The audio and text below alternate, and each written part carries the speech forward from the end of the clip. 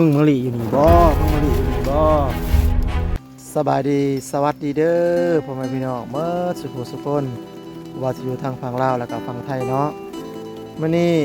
มาพบมาพอกับหมายคำรันคือเก่าเด้อพ่อแม่พี่น้องท่ามกลางบรรยากาศฝนตกลิ้นแย่ๆหาเฮ็ดละโงกคือเก่าเด้อพ่อแม่พี่น้องพี่หมุนเอาเฮ็ดละโงกก็ได้เอ้ามาเด้อมาเก็บนำกันเด้อพ่อแม่พี่น้องยังบ่ทันได้เช้าออกเลยเฮ็ดละโงกก็ได้ดีอยู่ในป่าหกพี่บางคนบ่เห็นพี่พ่อแม่พี่น้องโธ่พวกนี้ดอกเฮ็ดนะพ่อพี่น้องเอ้ยคนบ่เห็นมันพ่อพี่น้องมาเด้อมาเก็บมากันเด้อพ่อพี่น้องเอ้ยมื้อนี้ยังบ่ทันได้เช้าออกเลยเฮ็ดละโงกก็ได้ออกอยู่คือเก่าเด้อพ่อพี่น้องโพดโพคำหลานมาเปิดหาอยู่บนปุ่มใหม่พี่พ่อพี่น้องเอ้ยมันเถาอยู่ทางในปาโธมันความโมโหเลยพ่อพี่น้องไปทายพ่อพี่น้องเบิ่งพุ่นปลายใหม่มันทับลงแล้วคนบ่เห็นพ่อพี่น้องเอ้ยมาเก็บมากันเด้อพ่อพี่น้องนี่ดอกเฮ็ดพ่อพี่น้องเอ้ย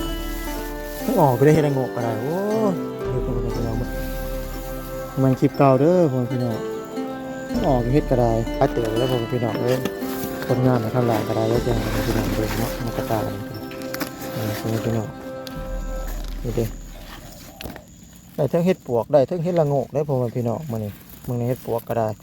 เฮ็ดละโงกก็ได้เฮ็ดปวกก็ได้เด้อมื้อนี้ก็ซ้ำนี้ก่อนเด้อพ่อพี่น้องโอกาสหน้าโอกาสในพบกันใหม่ขอบขอบใจหลายๆสำหรับทุกคอมเมนต์ทุกการกดไลค์กดแชร์กดติดตามเด้อสำหรับขอบใจหลายเด้อพ่อพี่น้องโอกาสหน้าโอกาสในพอกันใหม่บ๊ายบาย